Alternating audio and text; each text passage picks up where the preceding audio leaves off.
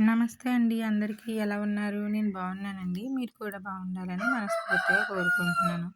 ఈరోజైతే morning to evening routine video అండి. Morning నుండి ఈవినింగ్ వరకు ఏం చేశానో వీడియో పెట్టానండి. మార్నింగ్ లేచిన వెంటనే ఇల్లు గుమ్మం అంతా శుభ్రం చేసుకొని, స్నానం చేసుకొని, బయట ముగ్గు పెడదాం కదా అని బయటకొచ్చానండి.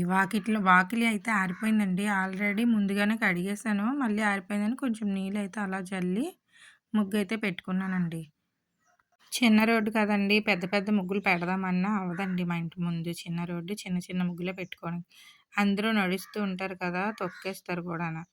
ఆ ముగ్గు అయితే ఎప్పుడో చిన్నప్పుడు మా ఇంటి పక్కన ఉన్న ఆవిడ నేర్పించిందండి. ఆ ముగ్గు ఈరోజైతే పెట్టానండి. ఎలా ఉందో చెప్పండి. ముగ్గయితే పెట్టేసానండి. చూడండి ఎలా వచ్చిందో కామెంట్ చేయండి.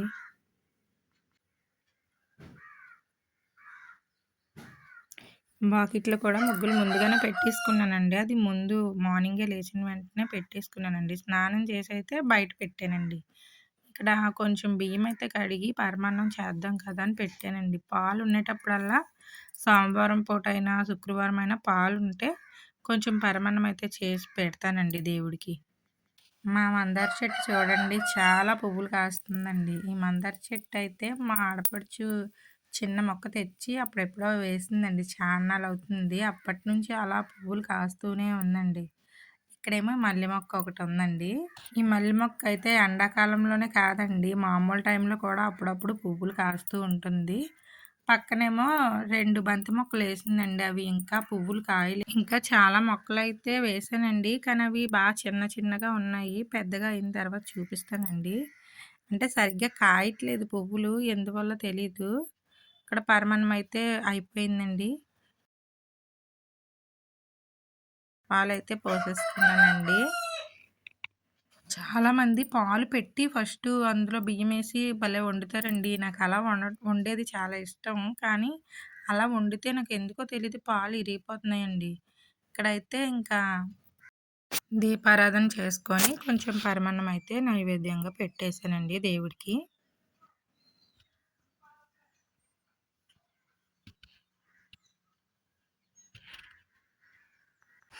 బియ్యం కడిగేసి స్టవ్ మీద అయితే పెట్టేశానండి. ఈరోజు మా వీధిలో ఒక బాబుకి చెయ్యి ఇరిగిపోయిందండి. తనకి ఆపరేషన్ చేశారు. హాస్పిటల్‌కి అయితే చూడడానికి వెళ్దాము అని తొందరగా వంట అయితే చేసేస్తున్నానండి. చిన్న ఆనపకాయ ముక్కన కొంచెం పెసరపప్పు ఉంటే కొంచెం తొందరగా అయిపోద్ది కదా అని కుక్కర్‌లో పెట్టేశానండి. పప్పు అయితే ఉడికిపోయింది. అన్నం కూడా ఉడికిపోయింది. అన్నం వంచేసుకొని పప్పు అయితే తాలింపు అయితే వేసేసుకున్నానండి. వంట అయితే అయిపోయిన తర్వాత ఇంకా రెడీ అయ్యి ఆటో కోసం అయితే రోడ్ మీద కూర్చున్నామండి. ఇగోండి వాళ్ళ తోటికోడలు వాళ్ళ బాబుకేనండి బాలేదు. హాస్పిటల్‌కి అయితే వచ్చామండి. చూసుకొని కాసేపు అయితే అక్కడ మాట్లాడి తిరిగి బయలుదేరేసామండి. ఇంటికి వెళ్ళేటప్పటికి 3, 4 అయిపోద్ది కదా! అప్పటికే 2 అయిపోయిందని చెప్పి హోటల్‌కి అయితే వెళ్ళామండి. వెళ్ళి టిఫిన్ అయితే తీసుకున్నాం. టిఫిన్ తినేసి తిరిగి ఇంటికైతే వచ్చేసామండి. ఈరోజుకి ఇదే వీడియో. నచ్చితే ఒక చిన్న లైక్ చేయండి. ఛానల్‌ని అయితే సబ్స్క్రైబ్ చేసుకోండి. వీడియో ఎలా అనిపించిందో కామెంట్ చేయండి.